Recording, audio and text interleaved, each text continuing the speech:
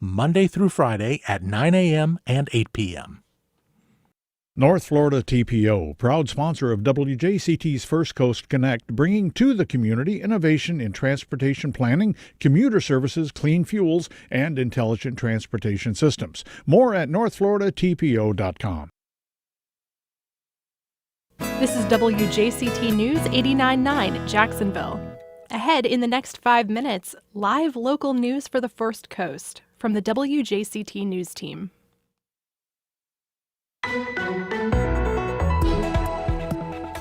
It's proposed as an iconic piece of public art for downtown Jacksonville. I'm Melissa Ross, and just ahead this hour on First Coast Connect, what's to become of this proposed Jack sculpture for the North Bank? A conversation with Bill Delaney of the Jackson Mag. That's coming up then later. We have agreed to acquire Triple S, which is the Blue Cross Blue Shield plan in Puerto Rico. And we think the combination of the two companies will be very, very important for people in Florida and for people in Puerto Rico. We speak with Florida Blue and Guidewell CEO Pat Garrity about an important acquisition, plus how you can celebrate 904 Day this weekend. It's all ahead.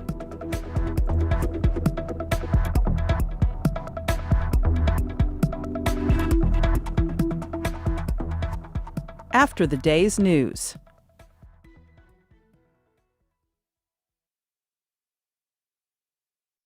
Live from NPR News in Washington, I'm Corva Coleman. What's left of Hurricane Ida is slowly pulling away from the northeast U.S. Authorities say the storm killed at least 10 more people in the region. That's in addition to at least 4 storm deaths in Louisiana and Mississippi. Overnight, the storm triggered deadly flash flooding in the northeast. NPR's Jeff Brady reports the governors of Pennsylvania, New Jersey, and New York have declared states of emergency. In the New York City area, the National Weather Service says up to 10 inches of rain fell in some areas, flooding roads and subways. Across the region, authorities were kept busy rescuing stranded drivers and even some people in their homes. The Associated Press reports the roof collapsed at a postal service building in Kearney, New Jersey, with people inside. Forecasters confirmed several tornadoes touched down in the Philadelphia suburbs. Across the Delaware River in Mullica Hill, New Jersey, homes were severely damaged. After the storm, flooding is a big concern along the Schuylkill River, and authorities are closely watching several dams, even warning some residents they should evacuate. Jeff Brady, NPR News, Philadelphia. Cleanup continues on the Gulf Coast, where Hurricane Ida made landfall Sunday. Power is out for hundreds of thousands of customers, and damage is catastrophic. People don't have clean water to drink. Nursing homes and hospitals are using generators, and they warn fuel is scarce. President Biden will fly to New Orleans tomorrow. He'll meet state and local leaders. The president has also issued a federal disaster declaration for the Caldor fire that's burning in eastern California. Fire crews are working to keep the blaze away from the resort city of South Lake Tahoe. NPR's Eric Westervelt is there. Here in the Christmas Valley, just outside of South Lake Tahoe, you can see the main lead part of the fire coming down this hillside. There's fire about 400 yards away. Crews are attacking it from the air relentlessly with helicopters. Here's one coming over right now. So they're trying to stop this fire from getting into South Lake Tahoe. NPR's Eric Westervelt reporting. Overnight, the U.S. Supreme Court ruled in a 5-4 decision that a restrictive abortion law in Texas can remain in place. This outlaws nearly all abortions, with no exceptions for rape or incest. The law also gives private citizens the right to sue anybody they think may have helped someone obtain an abortion. NPR's Sarah McCammon says abortion providers are cutting back on services, fearful they'll be sued for tens of thousands of dollars. Over the past 24 hours or so, we've been hearing reports of clinics in Texas turning patients away. Some have stopped offering abortions altogether out of concern about being targeted by this law. And all of them have been forced, at minimum, to dramatically scale back their abortion services. So as a result, some women will likely travel out of state, out of Texas if they can. This is NPR. The time is now 4 minutes after 9. This is WJCT News 89.9 in Jacksonville. Officials in Baker County, where a prison is temporarily shut down, are asking state leaders to make sure those closures don't become permanent. Baker Correctional Institution near Sanderson is one of 2 prisons that were shuttered last week due to staffing shortages. Baker County Chamber of Commerce Executive Director Daryl Register is worried about the economic impact the move will have on his community, especially if the closure's permanent. We have a local option sales tax and a local option gas tax. But if folks are not spending money here in Baker County, then local governments are not benefiting from those taxes. Inmates at prisons are included in census population counts, so losing them could also affect Baker County's ability to get federal and state funds. Department of Corrections officials say the closures are temporary. The agency has struggled to hire and retain workers for years. The head of Wolfson Children's Hospital's pediatric ICU in Jacksonville made an announcement last night that in the last 24 hours, 2 children at the hospital had died of COVID-19 complications, one of them as young as 2 weeks old. According to reporting from our partner News4JAX, Dr. Michael Gale did not say how long the children who died had been hospitalized. Gale said during the recent surge ignited by the Delta variant, double the number of children have been hospitalized. It's 76 degrees, mostly cloudy in Jacksonville. Support for NPR comes from FX, presenting Impeachment, American Crime Story, a limited series about the events that led to the first impeachment of a U.S. president in over a century. Impeachment, American Crime Story premieres September 7th at 10 p.m. on FX.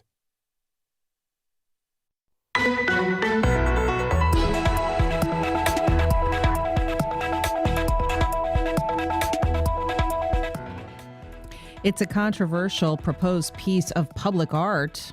Critics call it LERP. So, is it ever going to be built? Good morning. We're live from Studio 5. I'm Melissa Ross, and this is First Coast Connect. Thanks for listening. And just ahead, what you need to know about ambitious plans for a downtown park and that iconic public art sculpture that's planned. 549-2937. Give us a call. Then later, celebrating 904 Day this Saturday in Jacksonville. We've got some ideas for you on how to do just that.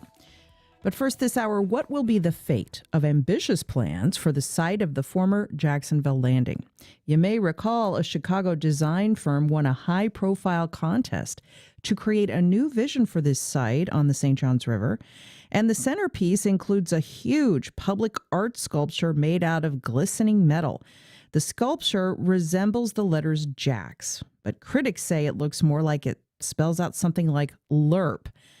Okay, so what's the deal with this? New questions have arisen about the fate of this piece. Bill Delaney joins us now. He's editor and co-owner at our partner, The Jackson Mag, and he's been writing about this. Hi, Bill. Hey, good morning, Melissa. And what are your questions about the LERP? Will we make the LERP into the 21st century, as someone just tweeted at me this morning? Call us up as we talk about this proposed piece of public art in Jacksonville that's generated so much discussion on social media. 549-2937. Give us a call. Emails to firstcoastconnect@wjct.org. Tweets to @MelissaInJax. And our Facebook page, always open. Okay, Bill. We all saw the renderings from this design firm, Perkins & Will. I interviewed the artist who wants to create this sculpture. He's a Filipino artist named Jeffrey, based in Orlando. He's done work on iconic sculptures all over the country, like the Bean, the Millennium Park Bean in Chicago. This piece of art is why the Downtown Investment Authority decided to pick Perkins & Will. They liked the look of it. But now you report in the Jackson Mag it may be up in the air, the fate of it. What's going on? Yeah, so to put it back a bit, when the Downtown Investment Authority, the DIA, was when they launched the effort to try to redesign this park, they made it clear that inclusion of a big, iconic, uniquely Jacksonville piece of art was going to be a big factor. And the one that they picked, there was 3 bidders. The one that got the highest score in their ratings was the one that had by far the most elaborate art piece. It's the Jack sculpture by Jeffrey. As you say, it's kind of an abstract sculpture. It doesn't quite say Jack. But, and when I interviewed the artist, he said he was trying to evoke the St. Johns River, flowing water, that it's meant to celebrate the river and the city in an abstract way. Unfortunately, not everybody interpreted his vision positively. Yeah, and that's it's kind of been controversial. I think a lot of that has been kind of driven on social media, maybe more than actual public opinion. Mm-hmm. There are people that like the sculpture. I actually like the sculpture. I thought it looked cool too. Yeah. Yeah. There's a lot of people that don't, and there's others that kind of turns it into an opportunity for making merchandise. Right. There've even been people making socks, poking fun at this. So what's the deal, Bill? What are we going to ever see this thing get built? And so that's the question. When the DIA had put out these bids, they didn't have a real formal budget. They said that it was going to be a placeholder of $10 to $15 million in the upcoming capital improvement plan. That wasn't released until well into the design phase. It turns out it's about $13.25 million. Well, the bid that they picked, according to their own estimates, was going to cost $22 to $29 million, depending on the material they use for the sculpture. So the money to build it, even if those estimates are correct, just isn't available. And even more than that, in the capital improvement plan, only about $1.25 million is going to be available this year. The rest is pushed out to 2025. So does that mean then that if the sculpture gets built and the park as envisioned by the firm Perkins and Will gets designed, that there will have to be some private funds for this? Yeah, and DIA has suggested that there'll have to be private funds going into it. But that was never stated publicly during the development of all of this, during the planning. It was implied that it was $10 to $15 million, that they wanted an art piece to be the big, the big showpiece. And the money it isn't there. If this is to happen, the money's going to have to come from somewhere else besides the capital improvement plan. And if that doesn't happen, what will we be looking at? Yet another ambitious plan for Jacksonville's urban core that never came to fruition? Yeah, exactly. It'll be, it'll be something that was another pretty rendering that turned out to the end result looks very little like it. Now, of course, there's a lot else that goes into this park space. There's a lot of innovative elements. There's a kind of a public plaza that doubles as an amphitheater. There's a garden. There's an interactive play space. So all of that may be there, but the thing that really seems to have captured the attention, both positive and negative, is this enormous 151-foot sculpture, and that appears to be very much up in the air. We're speaking with Bill Delaney of the Jackson Mag. Give us a call as we talk about public art. Yes, we're changing gears today from COVID coverage. 549-2937. Lots of tweets. Stephanie tweets the show. We have lost the forest for the trees with this debate over what the artwork spells out. The real question is whether we're ready to invest in a proven strategy to bring life to our downtown with a destination riverfront park. Why isn't One Park Jacks in this year's CIP? Here's a tweet from Dawn. When I ask customers why they don't come downtown more often, not a single one has said because there aren't enough parks. Let's talk about the rationale for this whole thing, Bill, this whole design contest. The idea is to activate the space with something so exciting, so cool, so iconic that it will drive foot traffic into downtown. When I interviewed Jeffrey, the artist, he said his goal was to create a sculpture so eye-catching that you could see it from I-95 as you're driving through Jacksonville, and that it would motivate you to pull off the road and go take a picture in front of it, the way that people do in Chicago in front of the Bean. And that you would also then be motivated to hang out a little bit downtown, maybe spend some money.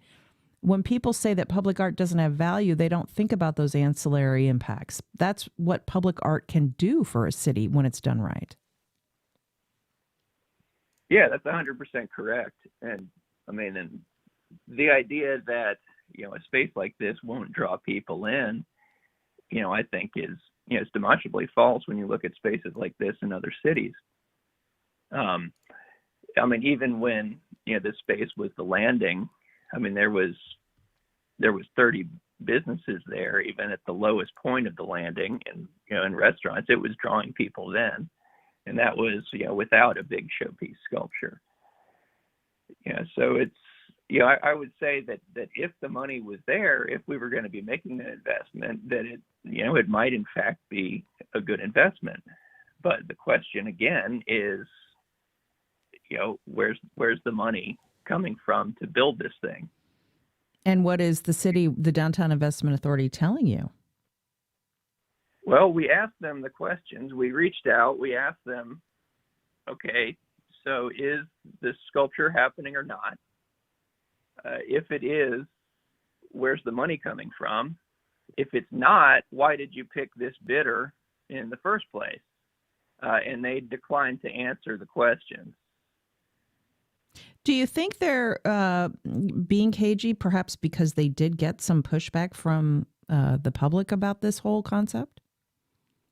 I mean, I think that's possible. I can't really speculate on, on what their thinking is. What we do have is what the request for proposal says, and we have their scoring sheets, the DIA's scoring sheets of how they were, they made their decision, but we just have the raw numbers. We haven't really heard what their reasoning behind it was.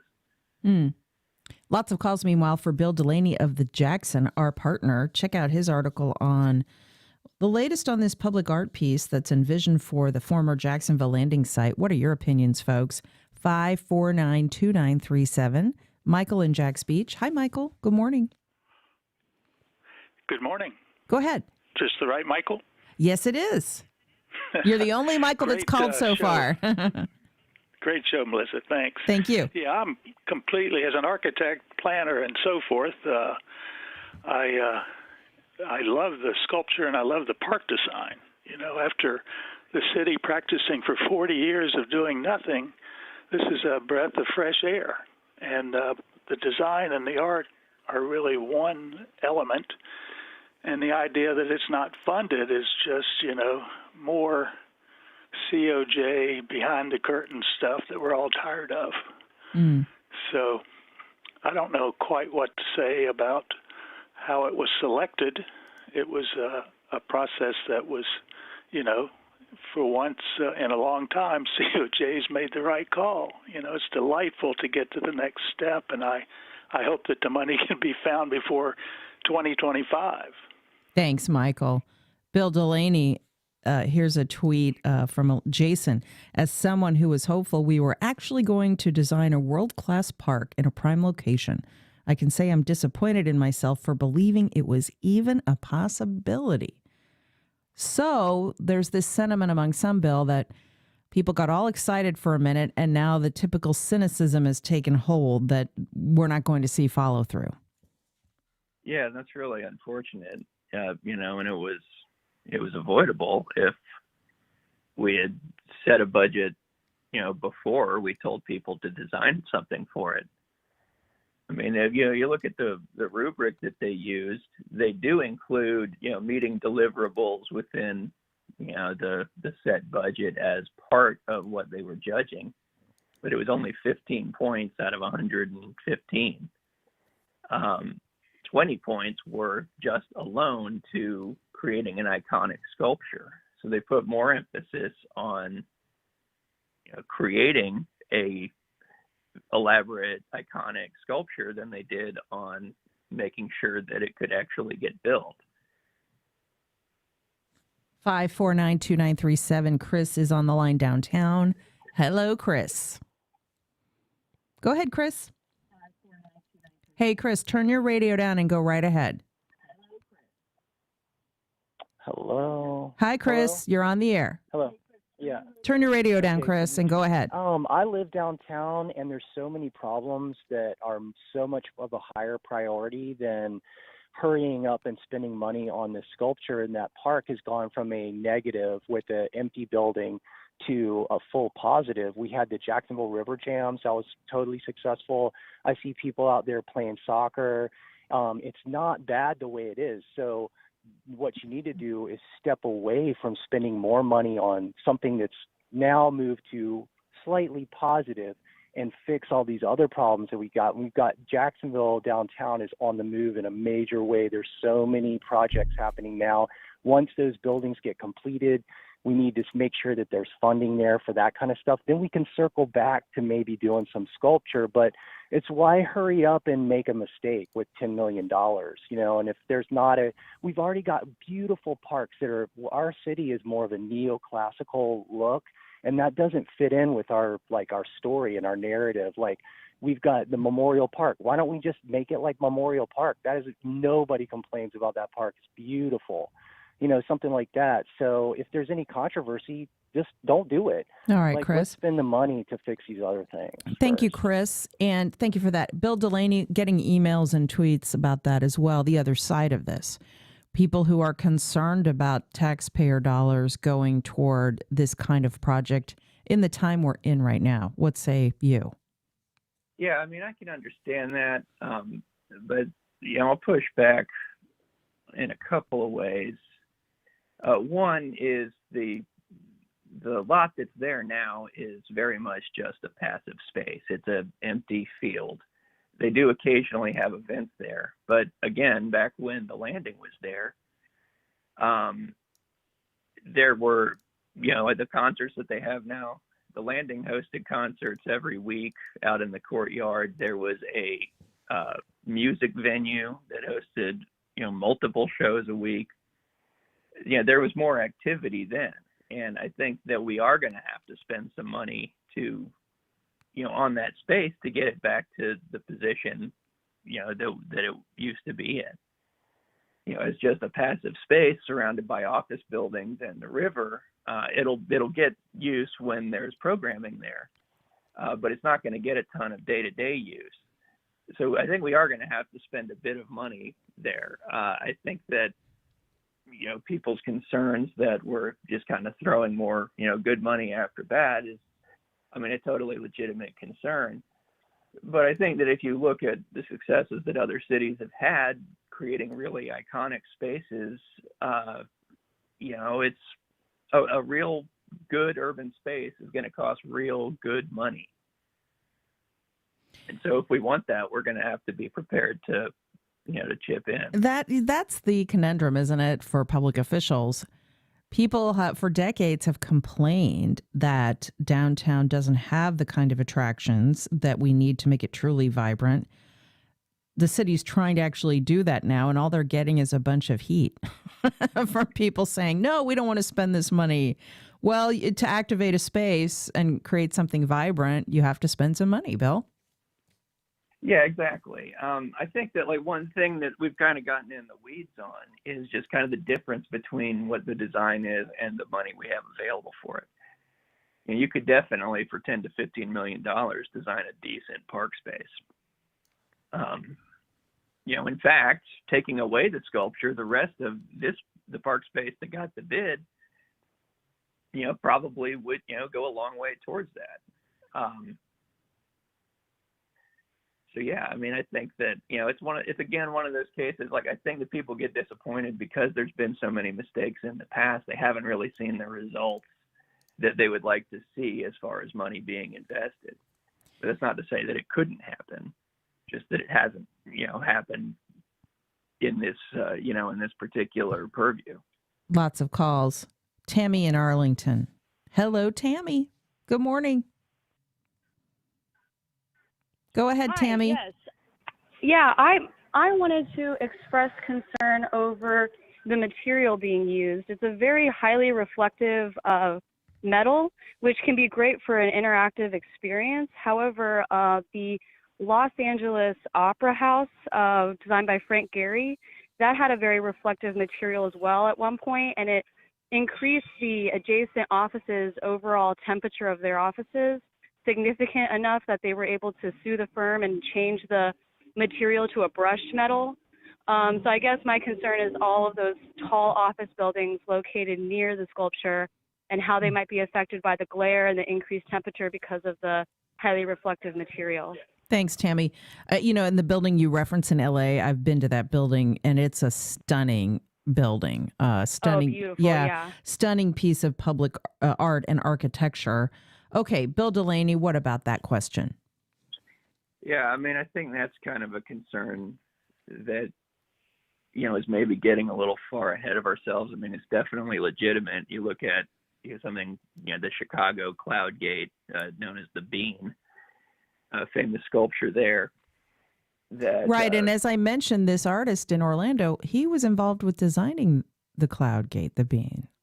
This artist that Jacksonville wants to hire to do the same kind of thing here. Go ahead, Bill. Yeah, and it's created it's a very well-loved, public art piece, but it does have problems similar to what the caller was talking about. I have heard that when there's lightning around, they have to clear the space around it because it attracts lightning. I've heard that it reflects onto the buildings. So there are, some negatives to go along with it, but I think we're not at that point yet. I mean, I think that easily if we said, all right, well, maybe we don't make it, reflective metal, we make it brushed steel,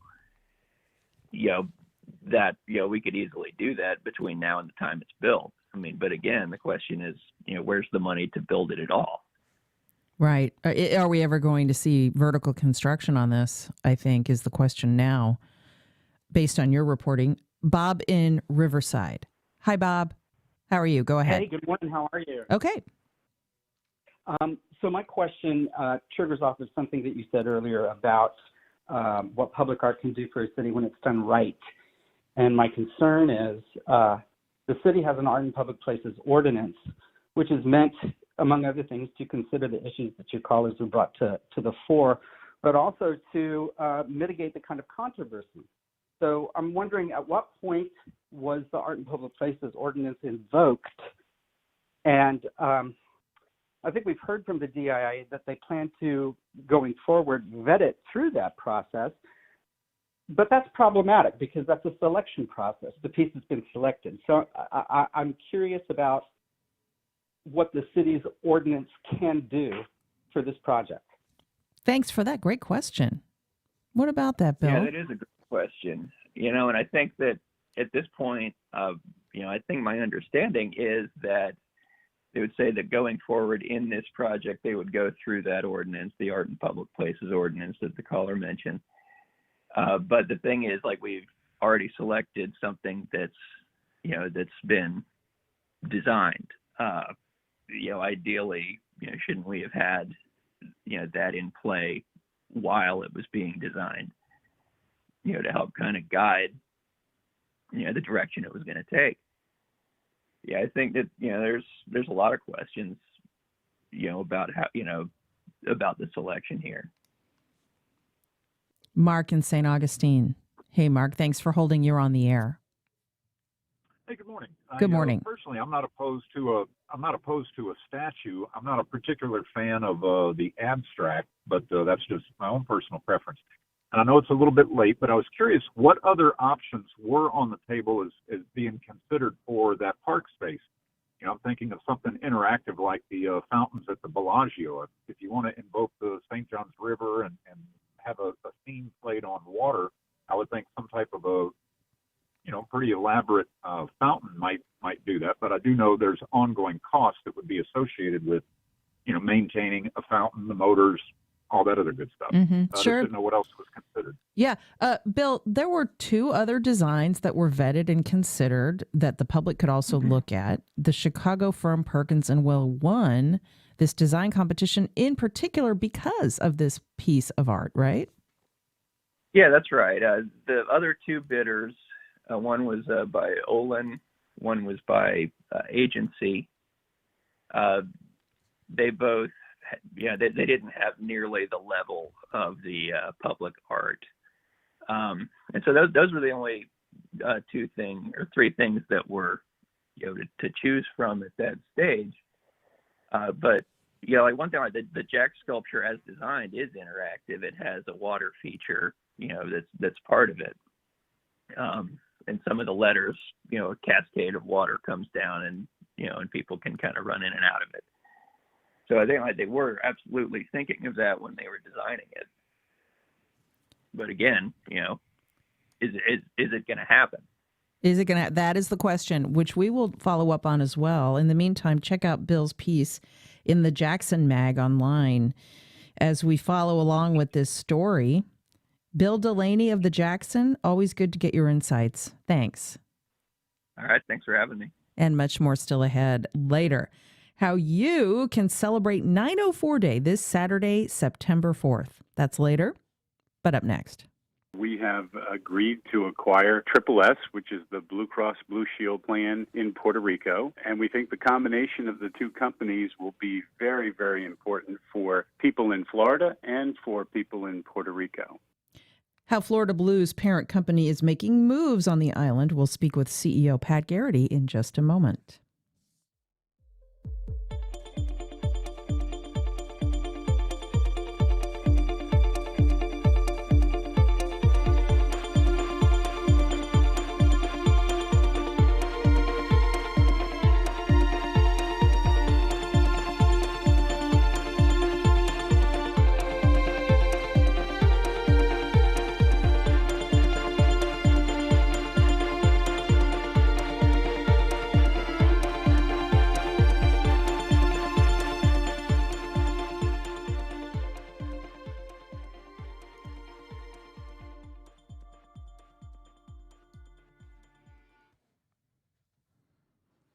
Well, big news from GuideWell. That's Florida Blue's parent company. They've acquired the Blue Cross Blue Shield plan of Puerto Rico called SSS Management for $900 million in equity. The deal is expected to close in the first half of 2022. For more on this and also his thoughts on the pandemic, vaccinations, and the role insurers might be playing in nudging more people to vaccinate, I spoke with Pat Garrity, CEO of GuideWell and Florida Blue here in Jacksonville. Pat Garrity, good to be with you. Thanks for joining us. Thank you, Melissa. Always good to be with you. So tell us about GuideWell's acquisition in Puerto Rico and what that means for healthcare in this part of the world. Well, we're very excited. We have agreed to acquire SSS, which is the Blue Cross Blue Shield plan in Puerto Rico. And we think the combination of the two companies will be very, very important for people in Florida and for people in Puerto Rico. Let's talk about that because, of course, Florida has a lot of Puerto Rican folks who've moved here from the island and Hispanic communities. How is this going to impact healthcare in both places? Well, you're right, Melissa. We actually are in Florida, the largest concentration of people from Puerto Rico outside of the island. So it's a very significant population in Florida. And we believe we gain terrific insights from the team in Puerto Rico in terms of being able to serve folks from Puerto Rico, as well as the rest of the Hispanic community. The team in Puerto Rico really combines lots of different Hispanic cultures. They have leadership team from Cuba, from Spain, from parts of Central and South America. So a very diverse group of leaders at the SSS plan. And I think that gives us some added insight to the Hispanic community. We already have a partnership with a medical group out of South America called Sanitas. And so when we combine those levels of insights, if you will, from both organizations, I think we'll do a better job serving our Hispanic community here in Florida. We also will avail ourselves of the knowledge that our team in SSS has in the Medicaid space, where they run a large Medicaid plan in Puerto Rico, and they also have a very large Medicare Advantage plan, which will combine with our Medicare Advantage plan to make us a very significant player in the Medicare Advantage space. So lots of learning going back and forth between both organizations. Will this acquisition make health insurance more affordable for the communities that are going to be part of the coverage? That is always our goal, Melissa. We look at how can we make healthcare both better, higher quality, and more affordable for our members. So that is really what we're striving for. Some of that will be about scale and helping us do a better job negotiating for lower prices for our customers. The other piece of it is really the focus on health and wellness in the first place, because some of the best investment we can make in this space is to keep people healthy in the first place, therefore not incurring hospital stays and more expensive and acute levels of care. And so we very much invest in trying to keep people well and healthy in the first place. I'd like to ask you another question, if I might, while we have you, about the pandemic. We're starting to hear about major companies like Delta Airlines saying unvaccinated employees are now going to be charged $200 a month in a surcharge on their health care plans. So it got me to wondering, how do you see the role of insurers like Florida Blue playing a role in getting more people to vaccinate, and the role of these kinds of company plans, the carrot and the stick, if you will? Could insurance costs being raised on some people be the final key that gets more people vaccinated? So it's a great question, Melissa. Let me start by saying I understand what motivates Delta to add to that cost, because it's obvious that people who are unvaccinated are creating the epidemic that we are currently facing, particularly in our state, but we see it around the country. So I understand the motivation. The challenge is that if you are self-insured, like a Delta, where you're actually taking on the financial risk and you're using a third party to pay your claims, you have say over your benefit plan.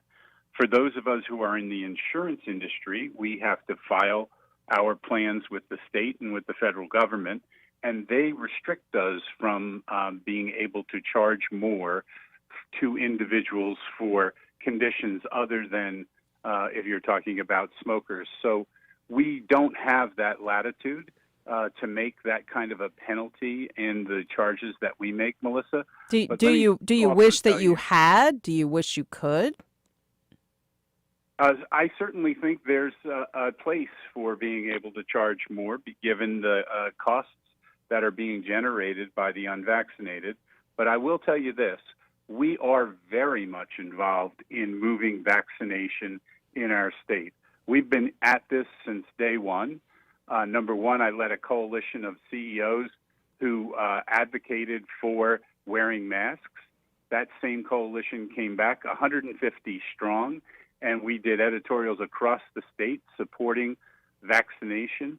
At our company, we actually give people time off to get vaccinated. We don't charge them if they have an ill effect from the vaccination, which typically lasts a day or two if they get any kind of reaction. So we're making it very, very accessible. We've run on-campus vaccination programs out in the community. We have been outreaching to churches, to ministers.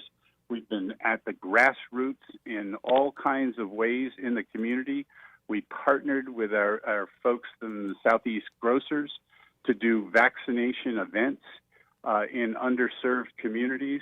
We worked with Easter Seals and actually reached out to people who are shut-ins to make sure that they could be vaccinated right in their home.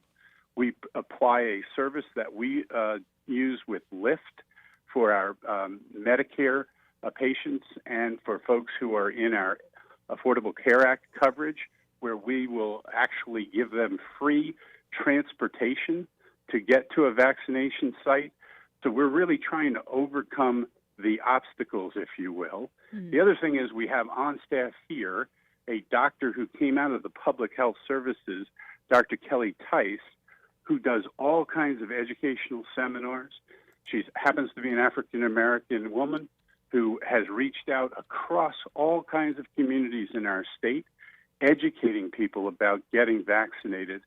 I'm proud to say my company is above 80%, and we have a goal of getting over 90% of our employees vaccinated, and we are striving to help the community get there as well.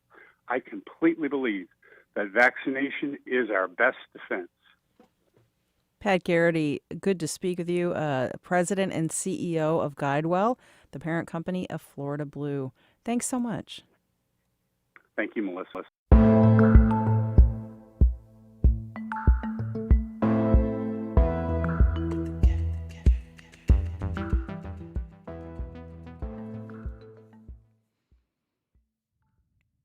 Well, Care Connect Plus, a social health organization led by Flagler Health, has announced a partnership with the Clay County School District this week that will increase access to mental health services for thousands of students in the district's 42 schools.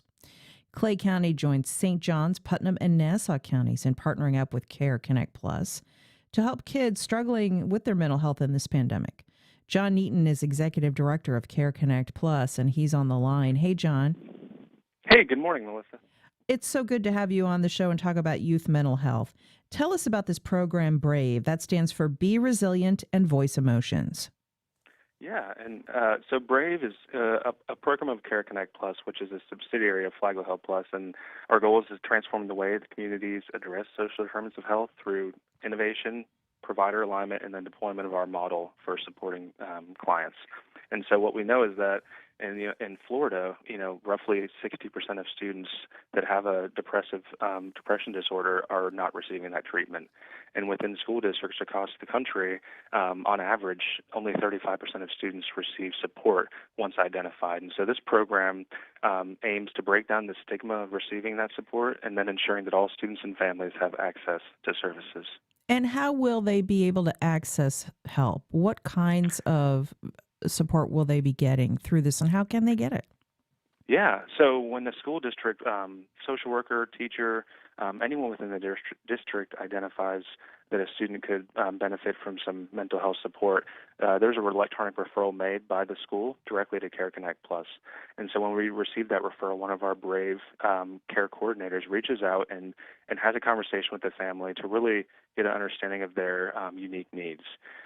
What we know is that, not only connecting them to a provider, but also ensuring you have transportation, the financial ability to cover the cost. Things like rent and food are all important in ensuring that individuals are connected to behavioral health support. So once the family has that initial conversation with a care navigator, we stick with the family until they have at least 8 visits with a provider to ensure that their needs are met and that they're embedded with the support they need. We should note funding for this is allocated from Florida State Senate Bill 7030, also known as the Marjorie Stoneman Douglas High School legislation that passed in the wake of the mass shooting there. That's just one example, John, of the mental health stresses on this generation of young people. You report 6 out of 10 youth in Florida are depressed or suffering from mental health issues, are not getting any mental health treatment at all. And I know from my own family with our children that this generation of kids is truly struggling. And from what I hear from other parents and kids, even getting an appointment right now is so difficult because mental health professionals are overwhelmed with the demand, aren't they? Yeah, and that's true, and I think that's a national and statewide trend that we're seeing. In top performing communities across the United States, there's about 1 provider for every 330 of the population, and in Florida, that's closer to 800 for every 1. And so what BRAVE does to support that is that we support the family and the student while we're getting them into those services. And so what we've seen, the length of time for those students to be able to have that first visit is decreased by 66%.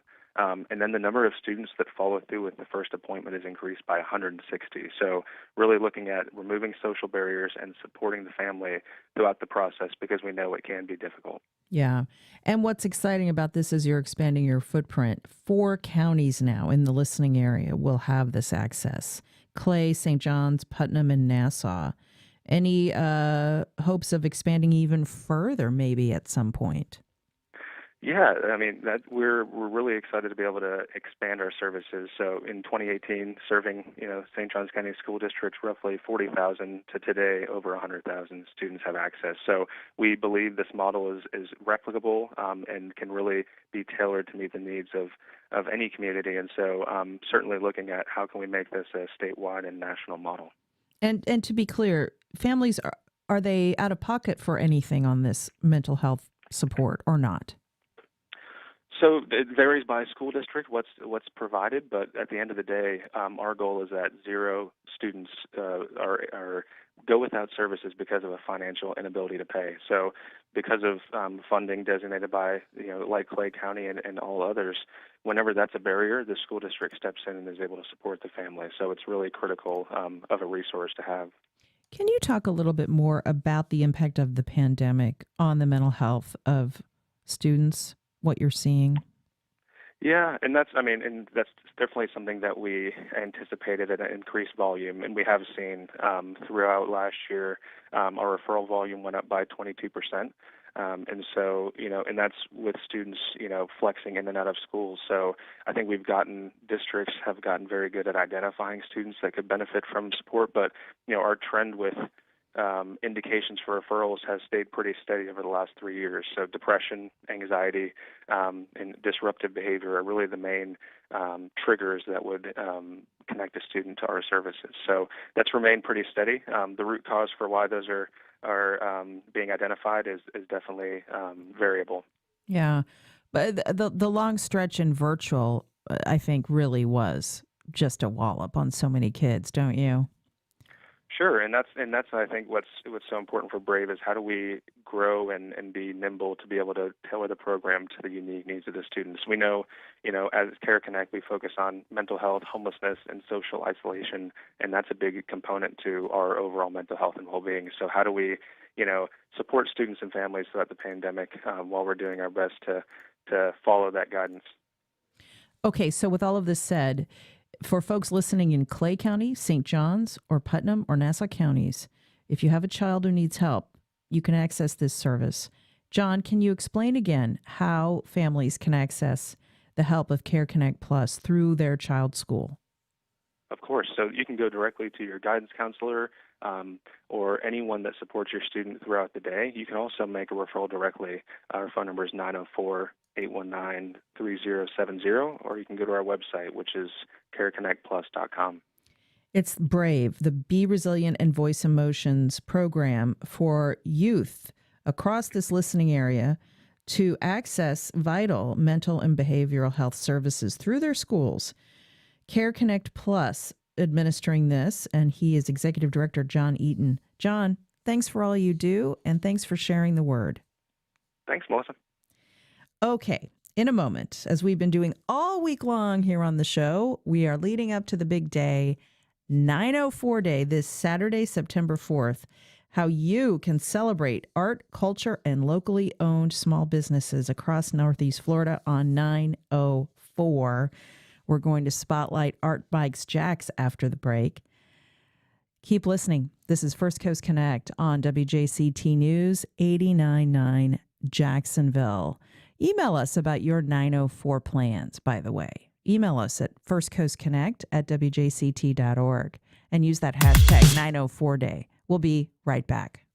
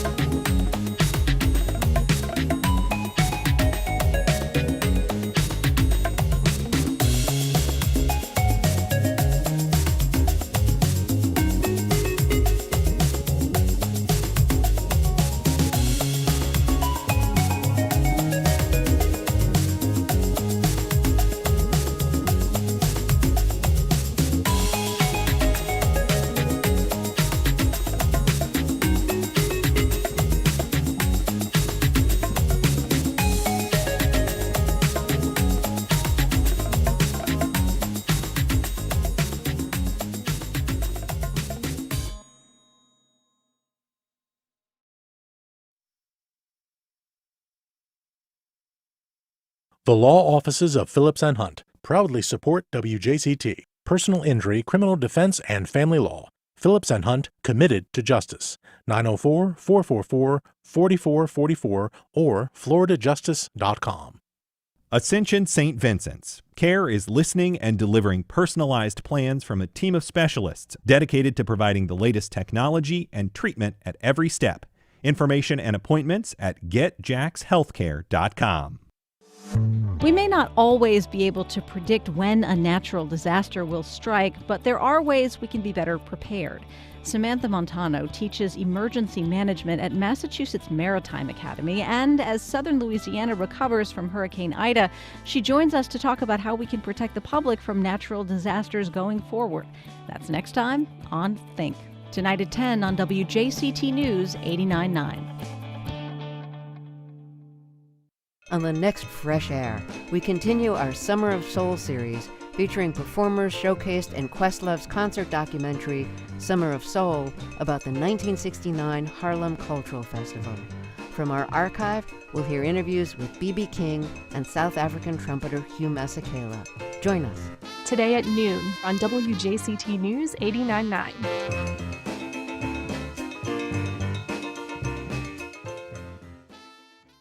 Actor and rapper Riz Ahmed says his new film is part Sufi horror musical and part family comedy. He plays a British-Pakistani rapper looking to get his big break in America, only to be struck down by a mysterious illness. There's a lot going on, and the critics love it. We'll speak to Riz Ahmed about his new surreal drama, Mogul Mowgli, next time on 1A. Today, starting at 10 on WJCT News 89.9. Welcome back. Well, it's a chance to shop local this Labor Day weekend and support local business, art, and culture. 904 Days coming up this Saturday. That's Saturday, September 4th, or 904. Of course, it's our area code, easy to remember. And you can show your love for the 904 by supporting a locally owned business and then posting about it using the hashtag 904day. Make sure to do it this Saturday. One business you can support helps you check out the public art of Jacksonville, and it helps you get some exercise, too. For more, I spoke with Ron Rothberg of Art Bikes Jax.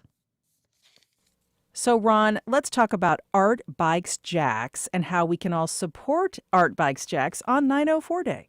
Yeah, hop on an art bike and ride. Melissa, you had the opportunity to ride one of our custom-designed electric bikes. I'll ask you the question. What did you think the first time you jumped on an electric bike? I loved it, and I love the concept of Art Bikes Jax. You have them set up in the shops of Avondale. You know, they're painted by local artists. You can rent one of these bikes, enjoy the thrill of being on an electric bike, and take a self-guided art tour and support a local business. It's such a great concept. You got it. Yeah, we have the bikes at Open Road Cycles in the shops of Avondale. Holt there has just been amazing. It's like anything that happens in this town. When there's a good idea like 904 Day or like the Emerald Trail, people come together and support it, and we've had such support. The local art community, we've had such a roster. You had a bike that's painted by Sean Thurston or Dustin Harwood or Chris Clark or Jason Tetlock and some others coming soon. They are lovely. They're so unique. We've had such great feedback from it. We have downloadable maps to get you on your way and to take in some of the greatest international art that is downtown and around the Riverside and Avondale area. We also have a map that will take you on a very scenic route down to the Arts Market. 904 is a Saturday, so the Arts Market is open on Saturday. What a great way to support local business and all the local businesses that are under the bridge at the Arts Market on Saturday. Yeah, exactly right. That's the whole idea behind 904 Day, is to celebrate the 904 on September 4th, Labor Day weekend, and support a local business like Art Bikes Jax and get out and enjoy the community safely.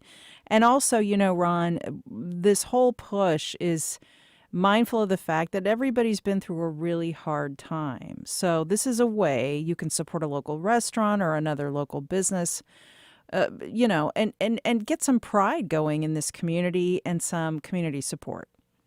Absolutely. And it's all outdoors, so you have another layer of safety there. And it's so much fun to ride through the neighborhoods. The electric bike does all the work for you.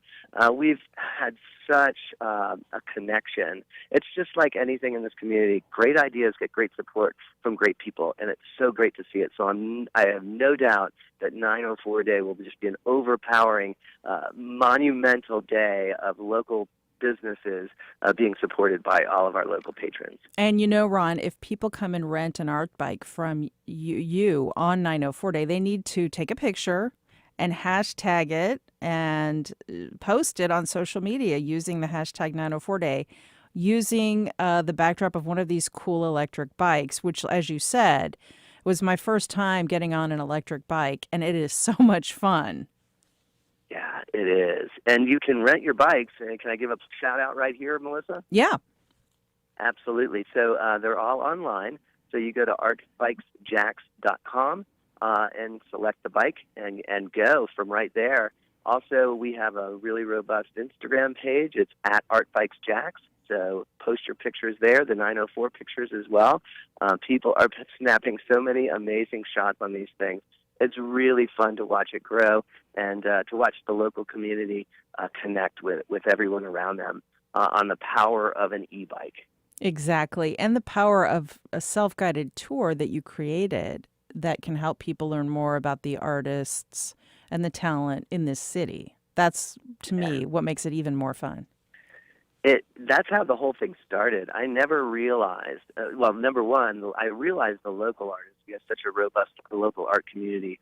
But when you see some of the iconic murals downtown and around town, a lot of those are done by internationally acclaimed artists. And the story behind those is just incredible when you get to know it. So, yeah, get on a bike and just dive into that rabbit hole of the art scene and all the art we have around us. It's so breathtaking. And do it on 904 Day this Saturday. Celebrate the 904 via Art Bikes Jax. Use the hashtag 904 Day. And Ron Rothberg, who founded this genius idea, happy almost 904 Day and have a good Labor Day weekend. Is that what we say to each other? Happy 904? Yeah, I guess so. Okay, happy 904, Melissa. Remember, folks, have fun with it this Saturday. And thanks for listening. Thanks also to our producers, Heather Schatz and Catherine Hobbs, and director Josh Torres, with help today by Isabella Da Silva, along with editorial director Jessica Palumbo and digital editor Bill Bortsfield. Sadly, he leaves us after this week. Bill, we wish you an open road on that electric bike of yours as you head off into your next adventure. I'm Melissa Ross. Thanks so much for being with First Coast Connect. We'll be back at 9 a.m. tomorrow for our Friday Media Roundtable Week in Review. Until then, be safe, mask up, folks, get vaccinated.